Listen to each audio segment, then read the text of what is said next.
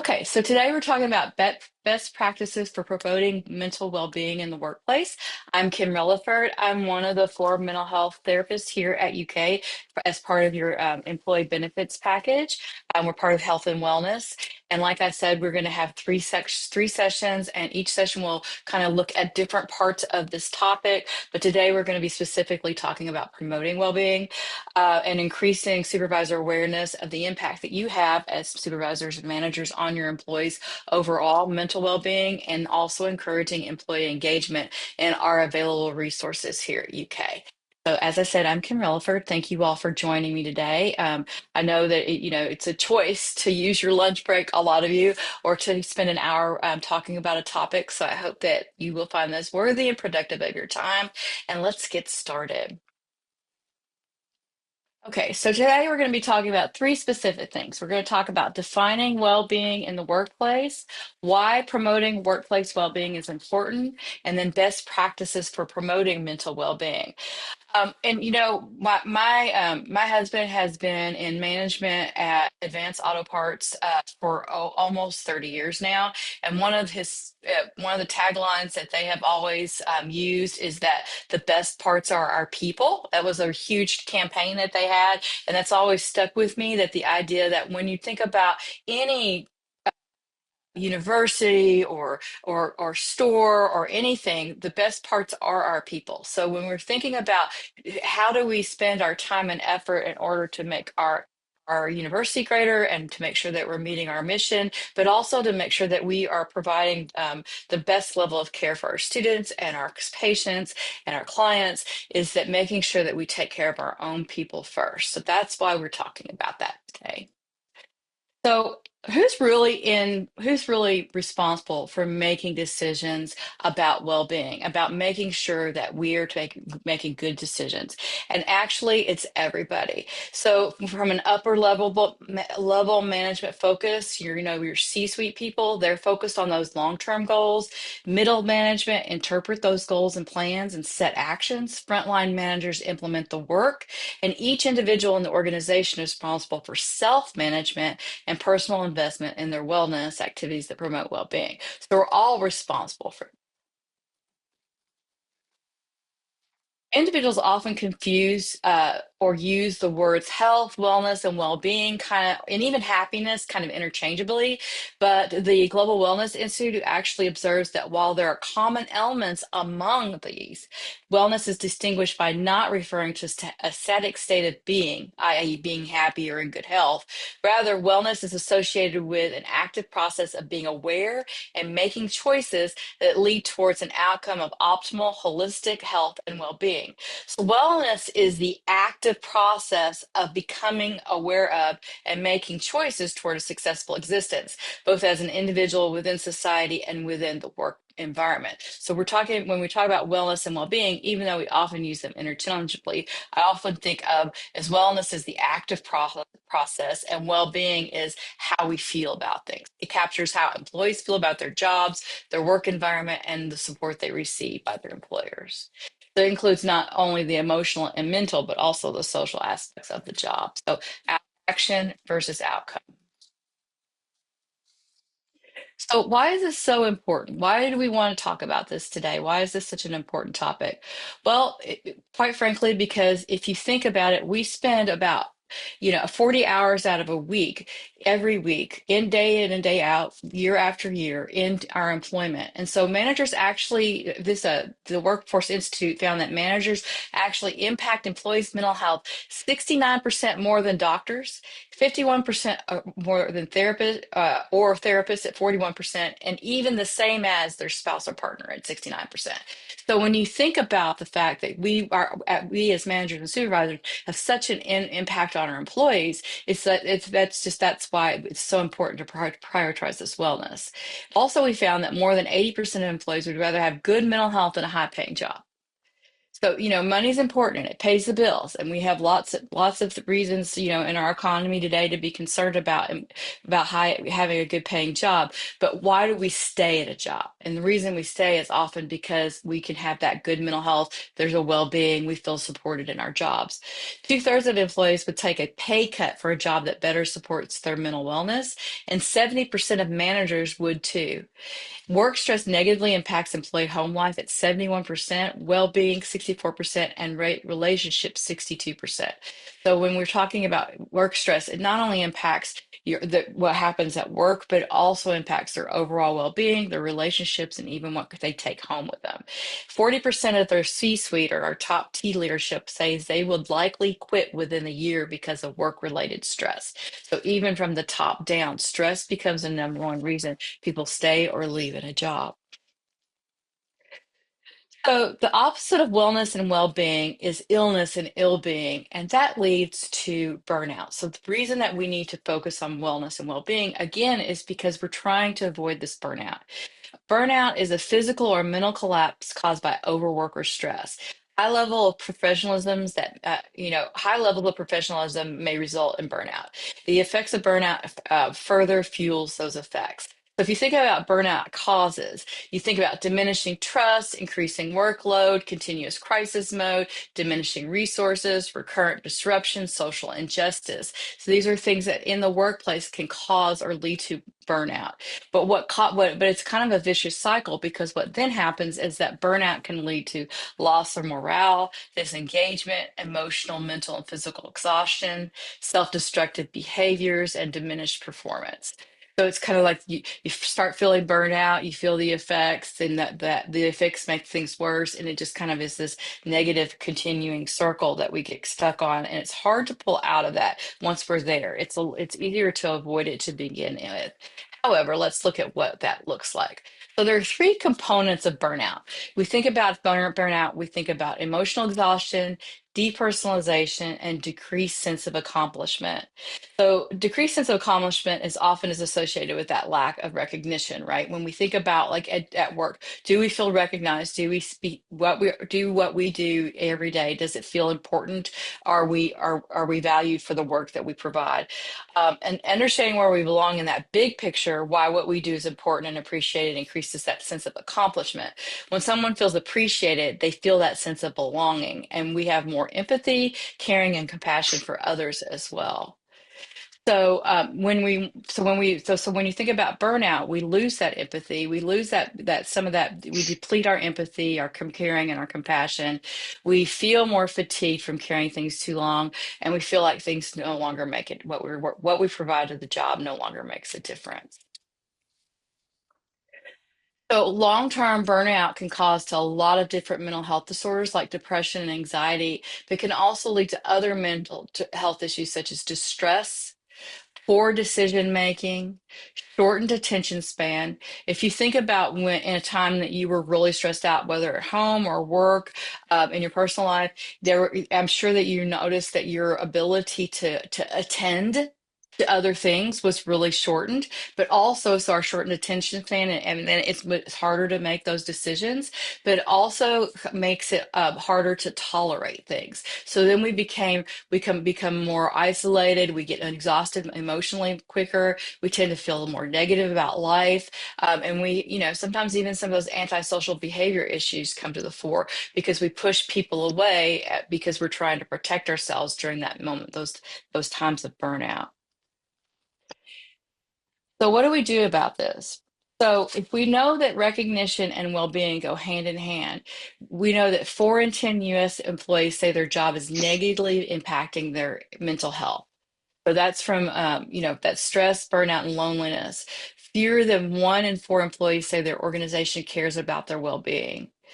And there is an extensive connection between employee recognition and well-being. When we have that employee recognition, it lowers burnout, improves daily emotions, and it leads to stronger relationships.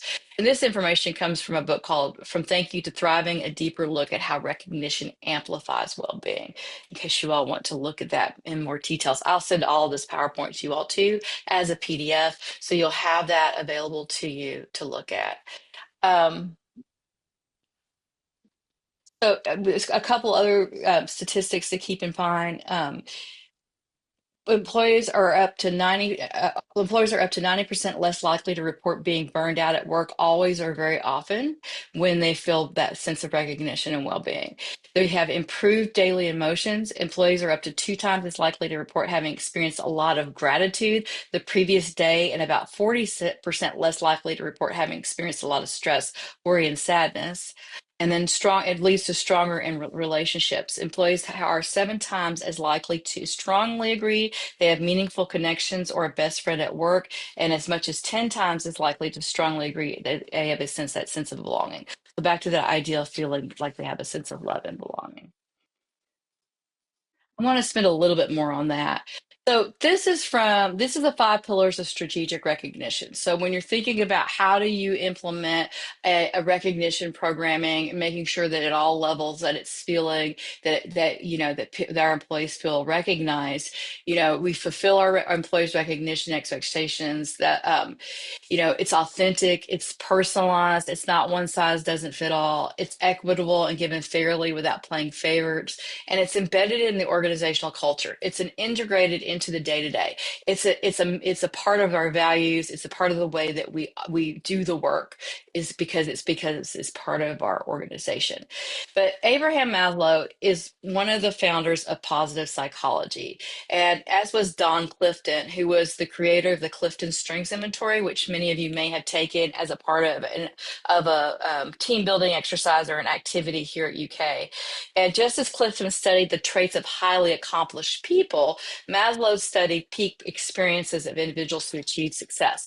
So, resulting from his research, Maslow was able to develop what is called his hierarchy of needs. And many of you may have seen it. It looks like a triangle a triangle, and it shows the base of things that are important. And all of those things are also important at work, not just in general in life. And what we found from his research, he understands that the essential requirements for us to thrive are these basic principles of Maslow's hierarchy of needs. And the first one, and this also applies to recognition, is that sense of feeling safe.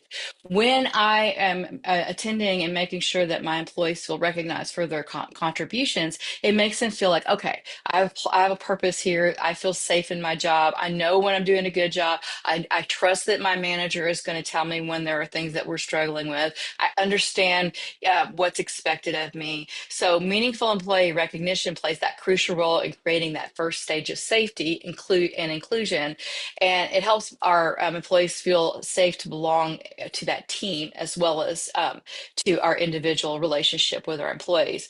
They're comfortable being present, they do not feel excluded, and they feel like they're wanted and appreciated.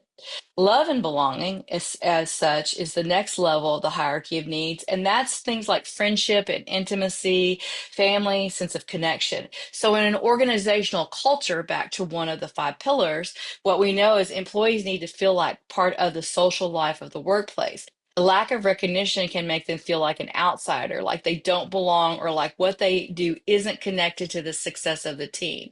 So, my job over here, how does it impact the whole team? How does the whole picture of our work product go? How do I fit in?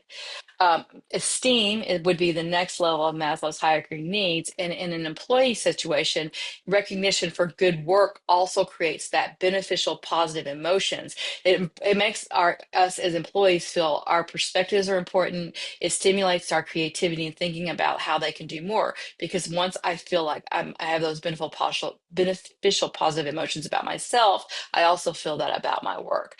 The last level for Maslow is self-actualization, and that's the desire to become the most that one can be at work. Self-actualization includes fulfilling your greatest potential through your talents, and recognition reinforces this desire. And it's also self-actualization from a lifespan perspective is something that we work towards. That's that always growing, that growth mindset, always learning, always being open, using critical thinking. It helps us to become that best person that we could be. And part of, if we go back to the idea that we spend so much time at our work, self-actualization and feeling that sense of belonging, feeling like what my work is valuable and I understand my place in that also helps us grow as human beings. So, how, as employers, do we foster wellness in the workplace? So here are some things to keep in mind, and we're going to spend more time on some of these. All four of these pillars will be, all four of these areas will be discussed in the other two trainings as well. Today, we're going to focus on don't try to solve the problem if it's personal and being aware of resources. But in later sessions, we're going to talk about modeling work and life integration and communication. But let's just go ahead and talk about what these are now. So the first one is don't try to solve the problem if it's personal. Do promote health and well-being initiatives. So, making sure everybody has the tools they need to, and the supports they need to do a great job, to feel that mental well-being, but also, making sure that they're aware of those services. But it's not your problem to solve. It's your problem to be able to offer resources when issues occur. Modeling work and life integrations. This is, first just being approachable and providing employee opportunities for employees to discuss their well-being. It's being willing to adjust the work environment for someone coping with mental health challenges and reasonable accommodations. And it also means modeling it literally by making sure that you're attending to your own health and wellness and your own well-being as well. Because when you value it, then it gives your employees permission to do so as well. Beware of resources and contacts for those resources. Empower and people to attend appointments. What resources do you bring? What resources are available to them? Allowing that to be as a priority for them, because when we invest a little bit of time in allowing people to have some flexibility to go to appointments, they're able to come back, and when they're addressing the concerns are in the issues or health issues they're having, they're able to come back and be fully attentive at work and not being worried about when they're going to be able to get into those doctor's appointments. And then communication. What information is needed for the employee to perform their job well, and monitoring and facilitating the flow of information. And like I said, we're going to talk more about that one in the third session in February. Okay. So, when we think about focusing on the work, this kind of goes back to the idea of it's not your problem to solve; it's just your problem to be aware of what's going on and to offer resources. The first thing about that is that everyone has a personal life. So, addressing employees' personal problems starts with acknowledging everyone has a personal life. So use that compassionate mindset. Assume that the employee is doing the best with what they have at any given situation. We all have good days. We all have bad days. I don't know about you all, but last week uh, was really hard for me to re-engage with work after the holiday break, plus the ice storm, plus making sure I felt, got to work on time, plus the managing, just getting back into the swing of things. I don't know that I was even operating, I was probably operating at like 50 or 60% last week. Did I do a good job? Probably did okay job. Was it my best? No, it wasn't. So that idea of even self-compassion is like, I am not at my top, but I will get there. And like allowing for that fact that I am doing the best I can today and I'll do better tomorrow. Your focus is navigating the situation as it pertains to work. A lot of times, employees will come to us and tell us what's going on in their personal life, and it definitely is impacting their work. It makes it, they may be more emotional. They might be grieving. They might be dealing with relationship or child issues. They might have elder care issues that they're dealing with. All of these things impact, how much emotional and mental and physical bandwidth we have when we come to work. So your focus is not on fixing the problem that they identified, but making sure that they're aware of the resources who can help them to address those concerns. And that's the support you provide. That sounds like that is really tough.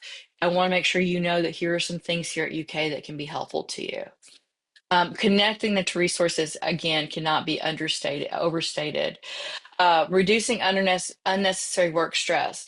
So, if an employee has got a lot of things going on at home, how do you help them prioritize their work and determine what has to be done and what can be put on the back burner?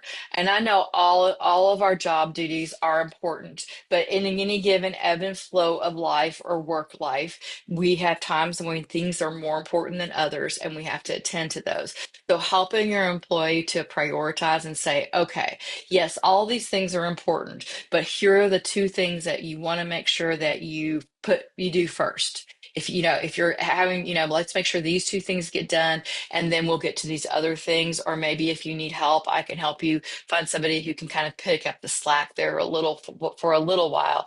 But helping them to prioritize that, you probably have had the experience. I know I do this too. Like when I'm under an intense amount of pressure, everything now becomes important. I feel like I have to do this and I have to do this and I have to do this, and all has to be at this high level, and nothing is not important. And so somebody going, I'm not sure that's not a today problem, Kim. That's probably a Thursday problem. Sometimes just talking that out and being like, you're right. That feels like it's a today problem, but that is a Thursday problem. Today, these are the things that I need to focus on, can really help reduce that stress. Um, and then the final one is don't try to be a therapist. Um, your role, and I have, before being in the role I am in now, I was a supervisor at UK for 22 years. And in that time, I supervised frontline and I supervised supervisors. I trained a lot of supervisors in my time.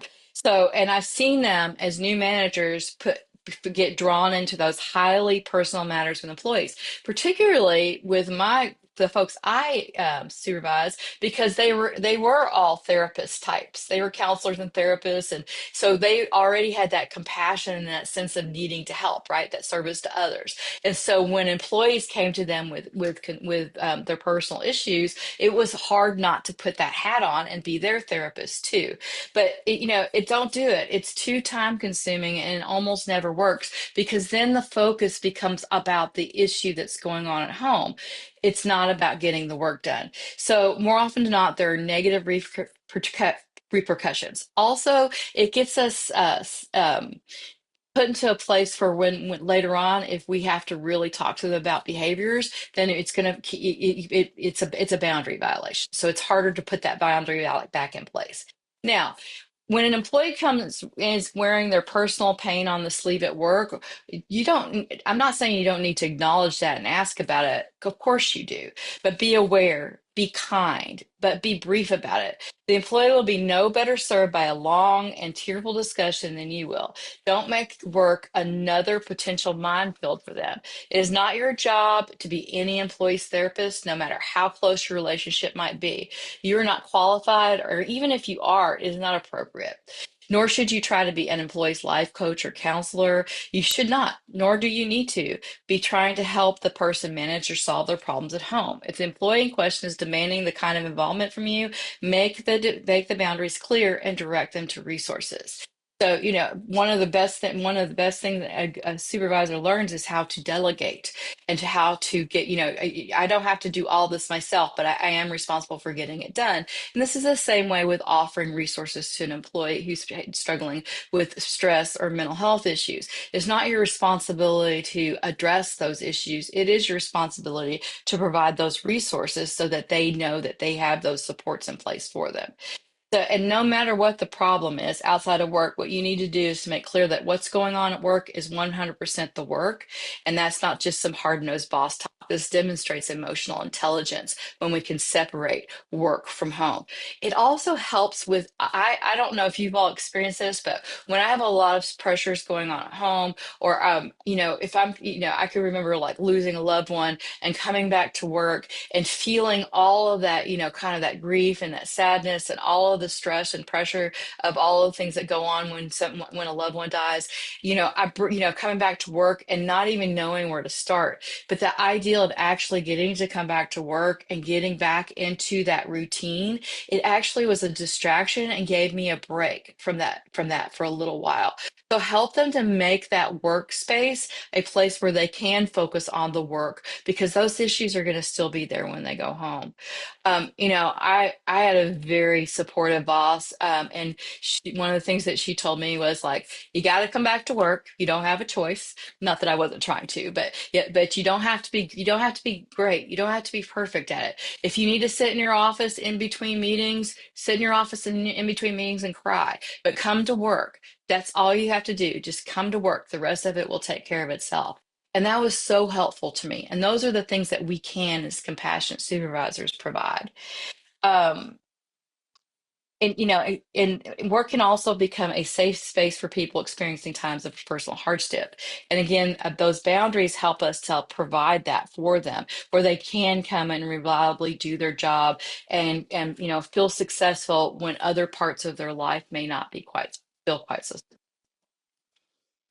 Okay, so now that we've talked a little bit about why it's important to empower and support well-being in the workplace, I want to talk about some of the things you might look for as a supervisor that might be concerning to you. So these are signs of burnout and what to look for. So again, engaged employees have low emotional exhaustion and depersonalization and high sense of accomplishment. So what you're looking for are things like, do they feel or do they act emotionally, mentally, or physically exhausted? Are they disengaged? Have they stopped participating in meetings or talking to their coworkers? Have they, are they the last ones to come in and the first ones to leave when a meeting starts? Are they trying to disengage and isolate? Do they Are they calling in to sick to work more often or using more of their personal time than they used to? Or the other extreme, are they at work too much? Are they present too much? Are they working overtime even when that's not a necessity because they're avoiding going home? There's also might you might find that they have a higher sensitivity to feedback, so they might feel a little more threatened when you do bring things to their attention or want to talk to them about something that you want to help them work towards, whether it's a challenge or an issue that they need to address. They may have more physical symptoms, more sickness, more particularly chronic pain. I know what that feels like. When we are stressed out, that tolerance for things goes down. And so it's harder to manage things like chronic pain, mental health issues. So that, when we manage that stress level, we also help to manage all of those physical and emotional issues that we might be dealing with. And then, of course, decreased productivity. Is the work just not getting done? These are things to look at, what to look for. So, when do you refer for assistance? So, when we think about the idea of like providing that support and that help, like, first being saying behavioral, right? What is the work that needs to be done? Making sure that the work's getting done, talking to them about that. That kind of goes back to this list of like, if you're seeing decreased productivity, or, you're seeing that they are missing more work, or they're not going home and using good work-life balance. These are things that you can talk about in normal like types of supervision or interactions as you're paying attention to them. You bring it to their attention, ask them if they need assistance. These are the times that you can make referrals for resources. But then when do you really need to refer for assistance? So if you see any changes in normal behaviors that continue over time, so, if somebody's being, a little more emotional at work or a little more snappy and it's just a one off or a 2 day off and it's not really a pattern of behavior, you might be like, hey, what's going on with you? I notice you're a little snappy today.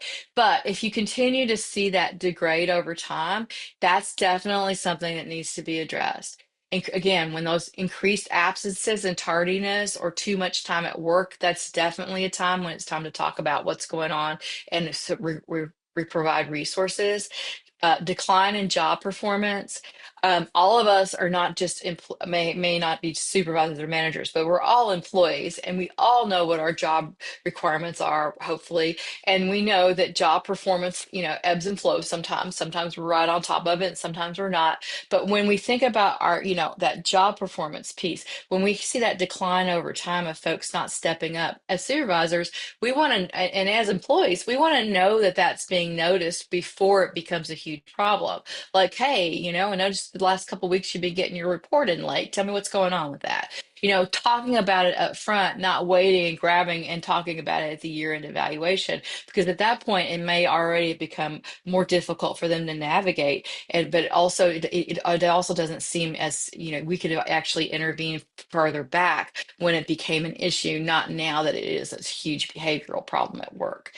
And when employees ask for help, obviously, and I know that probably does seem obvious, but when an employee asks for help, we help them. And so making sure that you do have those resources available to them so that they do know what's available.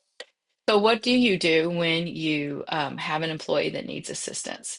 So, Depending on the level of assistance that they need, here is a little handout of all the different resources here at UK or that are paid for through our health insurance. I went ahead and put orange stars by the acute crisis supports. These are the ones that are going to be a little bit easier to get an employee engaged with more quickly if there is an imminent crisis or you're concerned that they need to be seen more quickly. So, and actually, I need to add one here, but I'll talk about it in just a second. So, obviously, the first one is the service that I work for, which is our therapy through health and wellness. It is a free service. There tends to be a 2 to 6 week wait, depending on which therapist they choose. It is a 5 sessions per year. And sometimes it can take, like I can say, it may take a little bit of time to get. However, as supervisors, you can help the employee navigate by either using our employee mental health at uky.edu email address, or you can call this number and let the person, let Julie, our administrative assistant, know that you have somebody who may need to be seen more quickly than the regular wait time. And if we can, we will fit them in. So that is not, just because there's a 2 to 6 week wait, we might be able to triage that a little more quickly if it is an emergency that needs to be seen, or we can provide resources in the interim until they can get in with us. And we often do that anyway. When we're reviewing reasons for referrals, if I see something that I think would be beneficial to them before they come in, I go ahead and send it to them. So this is a way for us to provide services even if we can't get them in more quickly as well. Live Health Online is available 24/7. Now, for psychiatric and therapy appointments, sometimes it be a 1 to 2 day wait, but that's a lot quicker and there's no copay. So for our employees who are having a hard time paying for their copays, this is a viable option for them. It's an option for both HMO and PPO, and you can Google UK and Live Health for more details, or you can actually go to our website and it's there as well. And then imminent danger, risk of danger is the suicide and crisis lifeline, which is 988. And I often tell my folks, particularly if they're having any kind of suicidal ideation or history or current self-harm, we talk a lot about 988 because a lot of times when we are feeling that emotional pain, emotional stress, it becomes more powerful because we're not talking about it, because it's rolling around in our head and it's getting more power. And so when we talk about it, it takes some of that power out of it and it gives us the opportunity to say, this is what's going on with me.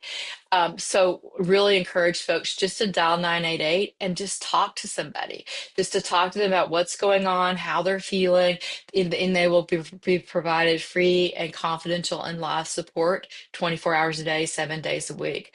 The other service that's not on here is the Empath Clinic, which is part of UK Healthcare. It's out at Eastern State Hospital. It is it's a way for folks to get emergency psychiatric care without having to go through the emergency room, which for a lot of places in Kentucky, that is the first option, is to show up at the emergency room. Allows for somebody to go in, to be seen immediately, to be triaged, to be provided resources. It's sometimes they can stay up to 24 hours for assessment. They're given resources. They see a therapist while they're there. It is a very nice, wonderful wraparound service and a much more hospitable environment for someone who's having an emotional or psychiatric emergency. And it's called Empath, Empath, and you can also look that up. And I'm going to add that to this slide. I've added it to some other slides and I just neglected to add it to this slide so that you all can have that as well. So those are kind of emergent kinds of needs. Also, UKC psychiatry, they might tend to have a little bit longer wait at times, but you can call and see what the wait time is. They do take insurance and copay. The IRAF clinic, individual, family, and couples therapy, we really like this resource a lot. We use a lot for our folks who are looking for couples therapy. And there's sometimes a wide variance of waiting times, depending on, particularly it's kind of a little bit more semester bound than some of the other campus programming because they do graduate students provide those resources under very good supervision. And so it's just a really nice resource for folks. Also, for UK employees, it's a $25 uh, fee, which is less than most of our copays. And then the final one is some of the clinics at UK Health Fair, Team Blue, Family and Community Medicine. Although you do have to be an established patient, they can often offer therapy in some instances, psychiatric and medication evaluations. So, and they tend to have a little bit shorter wait time than UK psychiatry does. And finally, the other one that's on here is private therapy. And that depends on, okay, those the cost depends on your insurance and out of pocket. It tends to be easier to find a specialty provider through private therapy than it does maybe through UK psychiatry, or even, or community mental health in any instance. But when you're looking for a specific type of provider, so and they typically can be seen a little bit more quickly. Although I would say it's not unheard of for it to be a 4-week wait for a first appointment. So those are some of the resources to keep in mind when you're thinking about providing those to your employees when they're struggling. So here are other benefits for personal well-being that the university offers, and they can be one-on-one consults, but there's also programming. We have a registered dietitian. They have access to fitness specialists to do a fitness and exercise evaluation. We have certified health and wellness coaches that can work on goals and removing barriers. We have an elder care specialist that will help them to kind of navigate the difficulties of elder care and knowing what the resources are and what role you can play in the life of someone as you take care of them as they age. We have a working parent expert and a financial wellness expert that can also help when folks are dealing with financial or crises. We also have the crisis line, the crisis program that allows for people who are struggling to apply for financial assistance here at UK. Again, we had the 5 free sessions through our licensed mental health therapists. Three, and this is just kind of goes in more detail about those other things I was talking about. Also, we have a free access to the Headspace app. There are a limited number of licenses, but so far no one's come back and told me they couldn't get on. So I think we're good right now. So, but I really encourage folks to get on that Headspace app. It's just a really nice reminder, sometimes just it tells you to remember to breathe during the day or to get up and walk around the room, because sometimes we forget, we get so stuck in that sitting that we don't get up and stretch and take a good deep breath, which helps not only physically but emotionally as well. And then we also have tobacco cessation coaching. For you as supervisors, these are some of the other resources you may or may not be familiar with at UK.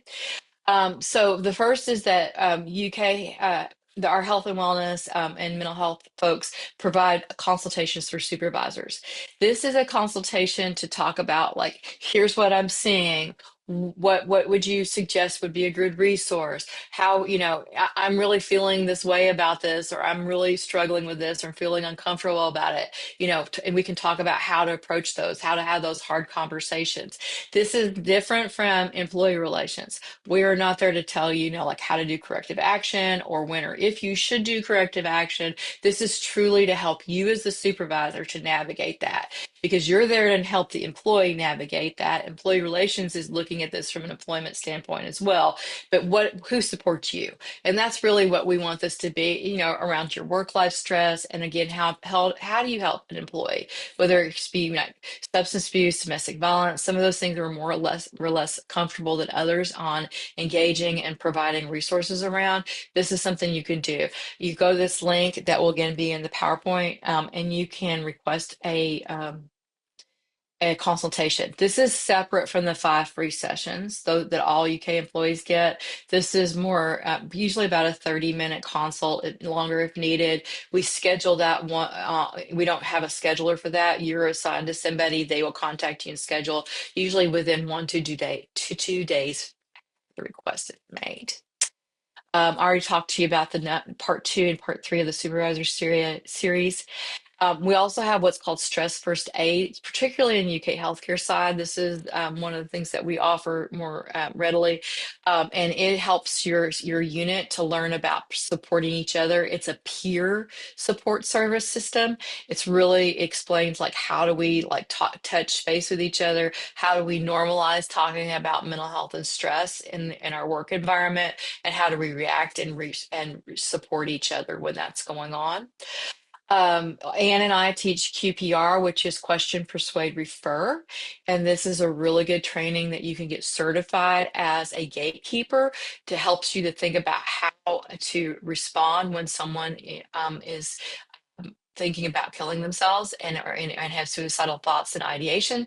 And we offer those both in person and virtually. We tend to offer them to the whole university a couple times a year, particularly May, which is Mental Health Month, and September, which is Suicide Awareness Month. But we can also offer those. Per unit, and we can do that again virtually or in person either way.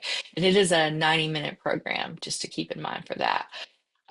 Family medical leave is an option that you want to become familiar with. I don't know about you, but I went to supervision when I first started to be a supervisor, and then I really didn't need to know this until it had been a while. And then I was like, what? And so, this is just a nice website to have bookmarked on your search bar so that you can go to it and read about it so that when you are having an employee that might be eligible for this, you can kind of navigate them through that.